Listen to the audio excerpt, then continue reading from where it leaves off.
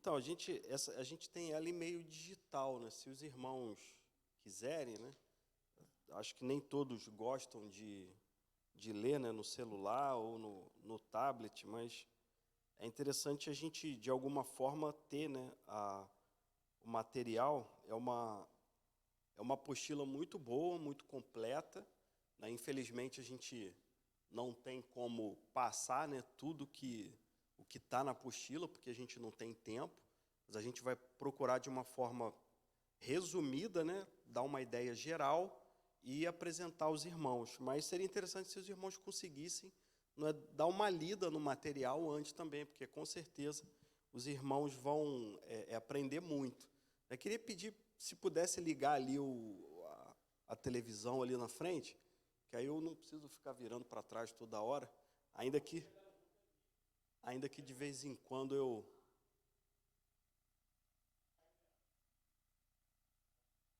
Amém? Então, só para a gente, né, nivelar o conhecimento, hoje a gente vai falar sobre o capítulo 4, né, da apostila, e nesse capítulo 4, ele tem por título Problemas enfrentados pela igreja primitiva. E aí ele fala capítulo 4, capítulo 5 e o iniciozinho do capítulo 6 do livro de Atos, que é o livro que nós estamos estudando nesse trimestre. Amém? E aí eu queria fazer uma rápida mesmo, retrospectiva, né, do que nós estudamos, né, nas aulas anteriores. Né? O livro de Atos dos Apóstolos tem por autor, quem é que pode dizer aí? Lucas. Né? Existem alguns estudiosos que defendem, né, outros nomes, mas o consenso, né, da maioria é que ele foi escrito por Lucas. Né? Qual a data que ele foi escrito? Os irmãos lembram? Em torno de 60 e pouco depois de Cristo. O antes e depois de Cristo é muito importante nesse momento, porque se ele está falando de Cristo, né, dos atos da igreja, é claro que foi depois de Cristo. Os irmãos conhecem o termo AD, AC, DC?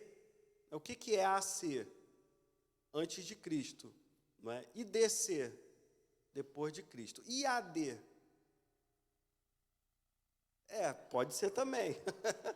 AD significa Anno Domini, não é? Que também é depois de Cristo. Amém? Então, quando a gente vê AD, que às vezes na apostila a gente vê escrito AD, também faz relação ao depois de Cristo. Amém?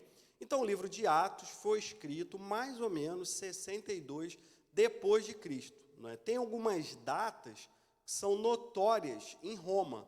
Não é? Quais sejam essas datas? Por exemplo, o incêndio em Roma, 64 depois de Cristo. Não é? A morte de Paulo, eu acho que foi um pouquinho depois. E o livro de Atos ele não fala sobre a morte de Paulo. Então, ele foi escrito, provavelmente, Paulo ainda em vida. Não é? Qual era a ocupação de Lucas? Ele era um médico, a gente vê lá em Colossenses, se eu não me engano, 4,14. É 4 com certeza, ou 14, eu acho que é por ali. Amém? Qual foi o outro livro que Lucas escreveu? Qual foi o outro livro? Essa é muito fácil. Foi o Evangelho de Lucas. Né? O Henry colocou ali, Colossenses 4,14, né? Saúda-vos, Lucas, o médico amado e Demas. Né? Então, Lucas escreveu o Evangelho, ele inicia escrevendo o Evangelho de Lucas, né, dedicando aquele livro a um homem chamado...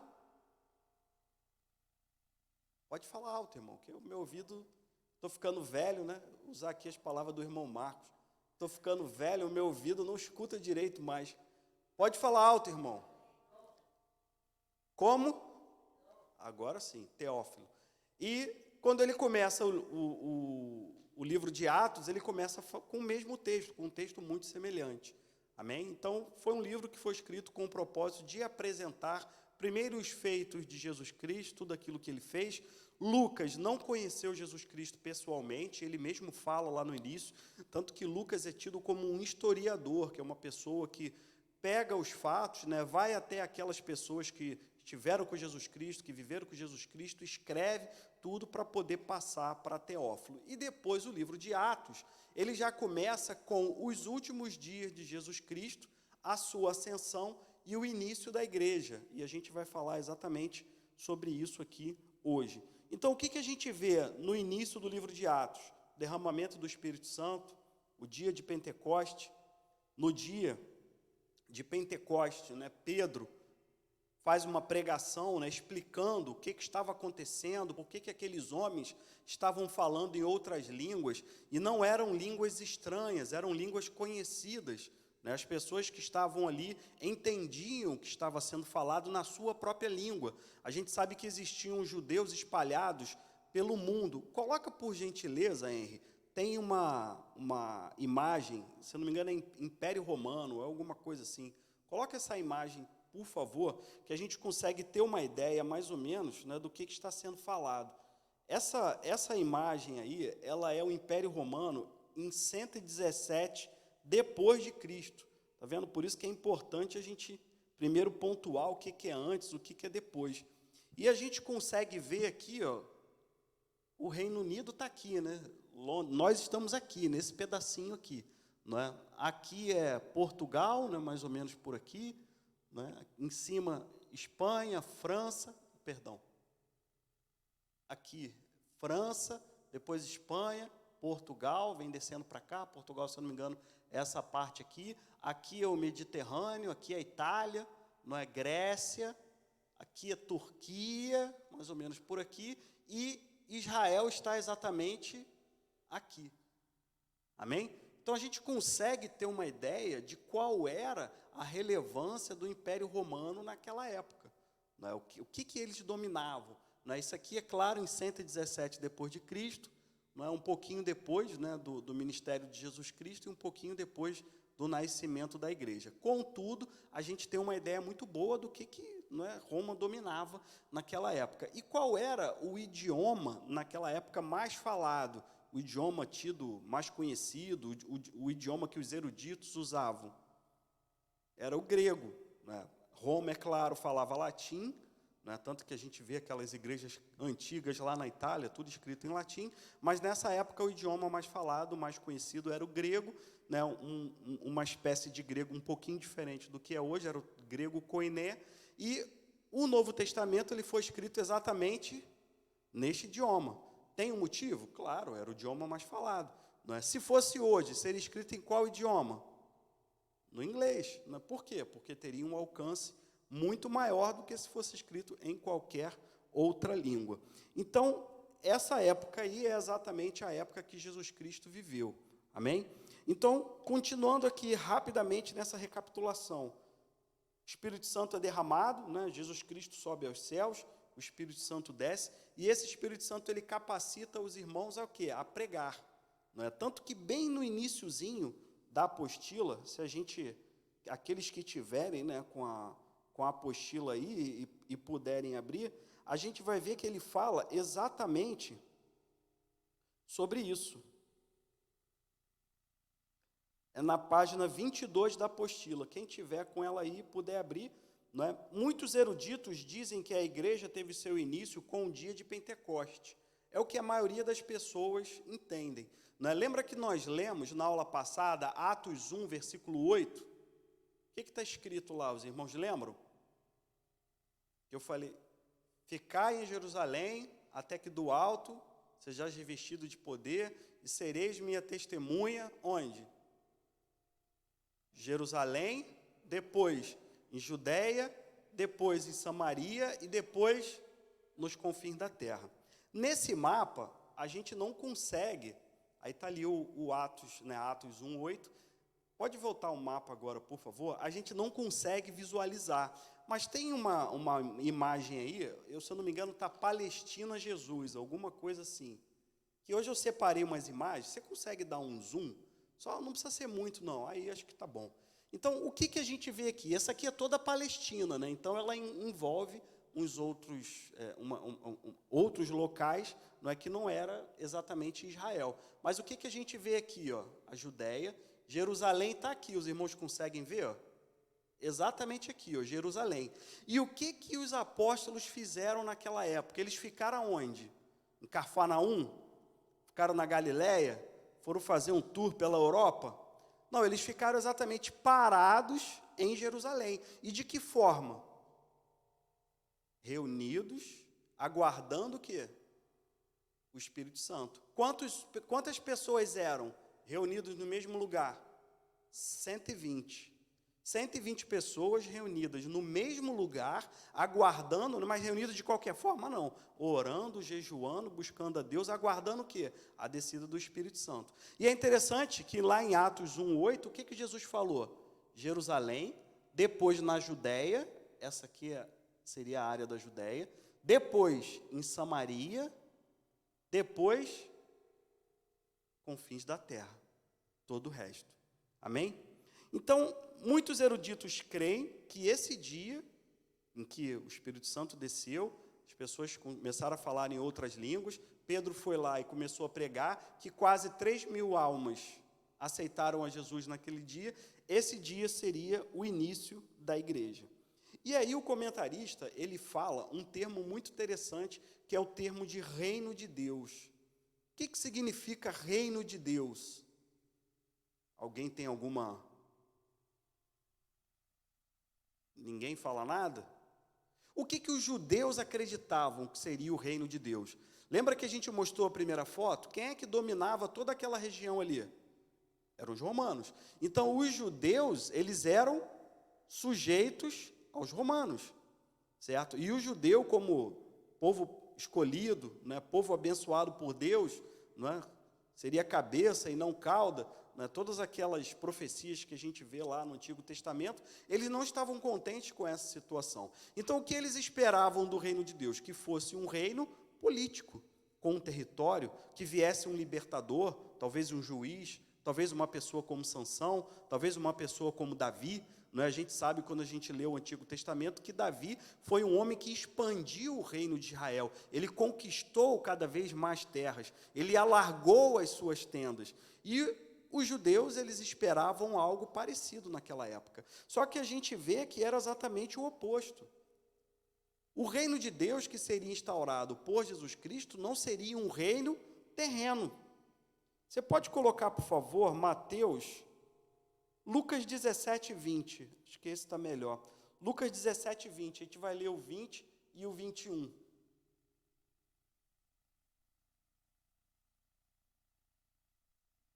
Alguém pode ler bem alto?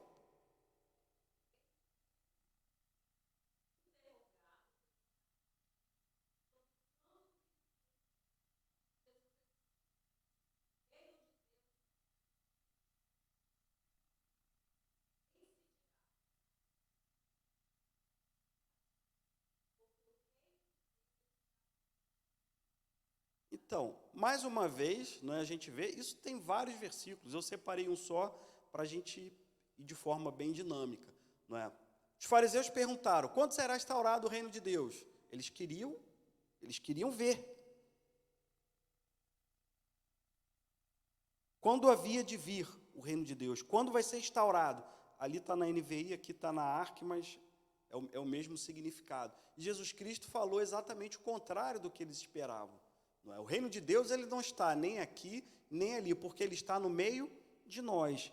E é interessante, né, o comentarista, ele fala aqui, e eu achei bem interessante, eu vou ler. O reino não traria consigo a ideia de extensão territorial, nem de fronteiras nacionais. Não prometia que os judeus seriam superiores aos gentios. Ao contrário, o que acontecia era o oferecimento de uma vida nova, plena de poder e regozijo na comunhão com Deus e a fraternidade com os irmãos. Então, os discípulos, os judeus, os fariseus, os saduceus, eles não entendiam isso muito bem. Eles não queriam aceitar isso muito bem. E nós vemos nos evangelhos que várias vezes Jesus Cristo fala sobre o reino de Deus exatamente desta forma. Não como um reino territorial, como um reino político, como um domínio de terras ou de posição geográfica, mas o reino de Deus seria dentro de nós. Amém? E aí é interessante, ele fala, né, que exatamente nesse início de Atos, né, foi utilizada pela primeira vez a palavra igreja, que vem do termo, né, eclésia. E, como eu disse no início, muitos eruditos creem que a igreja nasceu exatamente quando o Espírito Santo desceu, os discípulos foram batizados com o Espírito Santo e começaram a pregar o Evangelho. E agora a gente entra, né, em Atos capítulo 4. Eu trouxe os vídeos. O que os irmãos preferem? Os irmãos gostaram dos vídeos? São vídeos curtos, não são grandes. O que os irmãos preferem? Vídeo? Os irmãos lembram onde a gente parou? Tem aí o vídeo de Atos 3, você pode colocar no finalzinho, Henry? Não, sim, Atos 4, mas o que veio antes do 3? O que estava acontecendo? Coloca ali Atos 3, bem no finalzinho.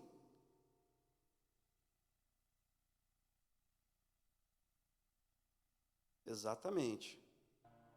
Por meio da sua descendência, pode voltar só mais um pouquinho. Serão abençoados. Tendo Deus ressuscitado o seu servo, enviou primeiramente a você. Por meio da sua falaram e predisseram estes dias. E vocês são herdeiros dos profetas e da aliança que Deus fez com seus antepassados. Ele disse a Abraão: por meio da sua descendência, todos os povos da terra serão abençoados. Tendo Deus ressuscitado o seu servo, enviou primeiramente a vocês para abençoá-los, convertendo cada um de vocês das suas maldades. Então, esse aí foi o finalzinho de Atos 3. Como a Carla falou, o coxo foi ressuscitado, né? Pedro e João iam para o templo para orar e falar com Deus. Irmãos, lembram desse hino? Eu não tenho a garganta muito boa, senão... Mas eles estavam indo para o templo para orar e, de repente, um coxo, né, na porta do templo estava pedindo esmola, né? E aí Pedro olha para ele e fala assim: olha para nós, não tenho ouro, não tenho prata, mas o que tenho, isto te dou. E qual foi a reação do coxo, não é, após ele ser curado? Ele saiu de cabeça baixa? Triste? Não, ele saiu saltitando, é o que fala, a gente leu na semana passada. Ele saiu saltitando, pulando e louvando a Deus. E é exatamente o que mostra aí no vídeo. E o que Pedro fez, aproveitando-se daquela ocasião? Ele começou a pregar, ele começou a falar. Só que essa fala de Pedro, não é, irritou um grupo de pessoas naquela época, que é o que a gente vai ver agora no capítulo 4. Tem como apagar essas aqui também, varão? Por favor, pode colocar o 4. Chegaram os sacerdotes, o capitão 7.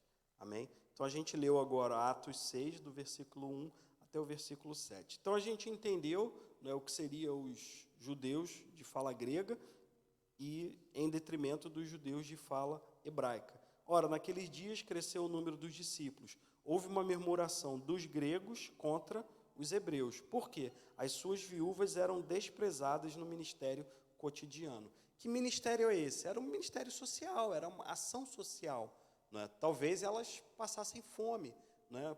Quando eles se reuniam, a mesa das viúvas judaicas que moravam ali, elas eram atendidas, e a outra não era, né? Quantos apóstolos tinham? Essa pergunta parece que é fácil, mas não é tanto não. 11.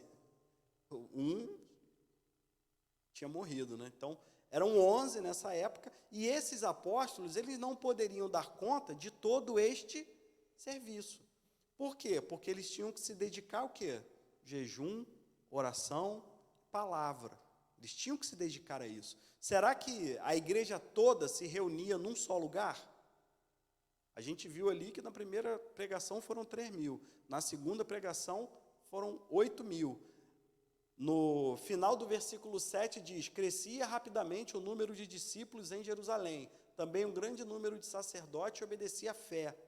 Então a gente vê que a igreja estava crescendo, e esse versículo a gente já viu várias outras vezes, e acrescentava-se muito àqueles que haviam de salvar. Então, não sei, eu acredito que mais de 10.000 pessoas. Será que a gente conseguia reunir 10.000 pessoas num lugar só, naquela época? Será que existia? Então, eu acredito que eles estavam separados, segregados, né? Talvez fossem estabelecidos líderes, né, de igrejas, eu não sei, não está na Bíblia, mas é o que a gente entende. A gente não consegue reunir 10 mil, não é, num lugar só, é difícil, até para a gente aqui hoje não é fácil. É difícil 50, né? É difícil. Então, o que Pedro, né? Deixa eu ver só se foi Pedro aqui, que eu acho que não foi. Foram os 12, né? Foram os próprios 12. Né? Os 12 convocando a multidão dos discípulos e disseram: não é razoável que nós deixemos a palavra de Deus e sirvamos as mesas. Imagina, o pastor está aqui no púlpito e aí acontece um problema lá na portaria. O pastor larga o microfone e vai lá na portaria resolver o problema. Entendeu? Parece piada, mas acontece. Então, é necessário que haja uma divisão de tarefas. Né? E naquela época, a gente já via isso. Não é? É necessário que haja uma divisão de tarefas. E aí, o que foi criado nesse momento? A diaconia. Não é? Escolhei, pois, irmãos, dentre vós, 7 varões, e aí a gente vê as características desses varões, né? Eu coloquei aqui, ó. Deveriam gozar de boa reputação dentro da comunidade, deveriam ser cheios do Espírito, deveriam ser sábios em suas decisões práticas. Convém ser observado que aqueles 7 homens, eu vou repetir o nome deles daqui a pouco, não iria assumir a responsabilidade de dirigir os negócios da igreja, ou seja, eles não iriam dirigir a igreja, eles não seriam os pastores locais, mas sim executar as determinações dos mesmos. Então, hoje em dia, isso é importante também, a gente ter esse pensamento. Não adianta você querer ter numa igreja 15 pastores, mas não tem diácono, e nem só ter diácono ou não ter pastor. Amém?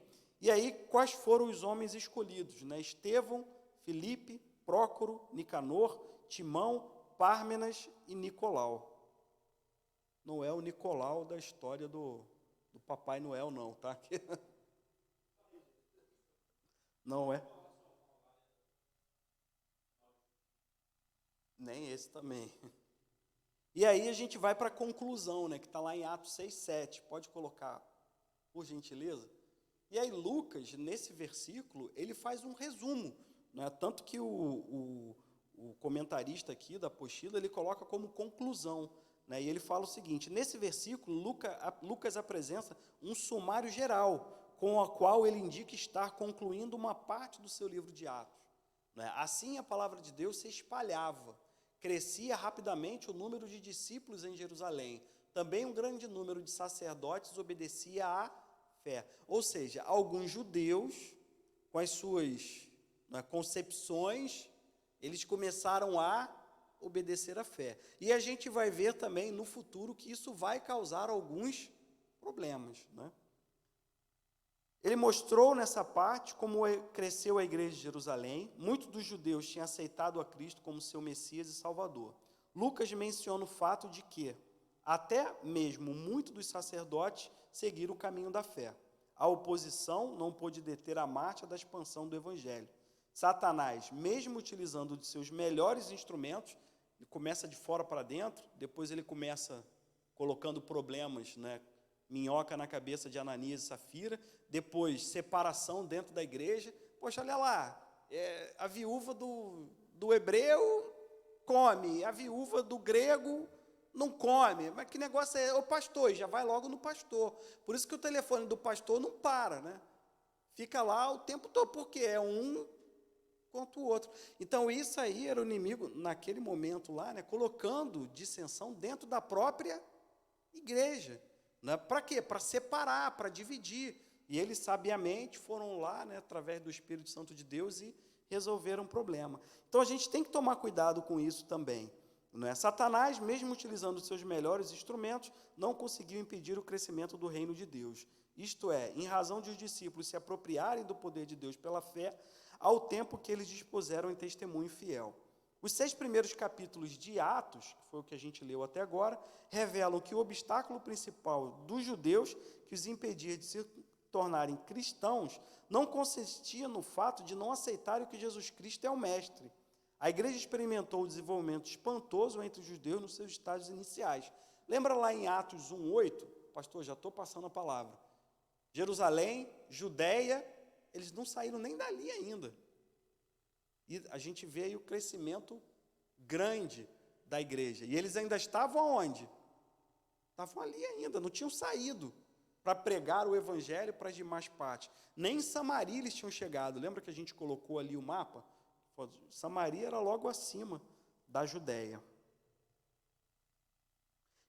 Mesmo os sacerdotes e membros do Sinédrio adentraram a porta da fé. Em capítulos posteriores, Lucas mostra que o principal impedimento residia no fato de ser aberta aos gentios a porta da fé. E a gente vai ver que isso acaba causando um problema depois na igreja também, né? Porque alguns dos judeus que vinham, né, desde o Sinédrio, etc., eles queriam que os gentios eles se circuncidassem. Mas a gente não vai falar disso ainda, a gente vai entrar nisso aí daqui a pouco. Então, a próxima aula fala sobre a perseguição e crescimento da igreja, começa em Atos 6, a partir do versículo 8, e vai seguindo até, deixa eu ir aqui no índice, que aqui fica mais fácil, vai até o versículo 8, 25 a 40. Então, se os irmãos quiserem, vamos estudar Atos capítulo 6 até Atos capítulo 8, vai ser o foco da próxima aula. Amém? Agradeço a oportunidade, devolvo a palavra aqui ao pastor.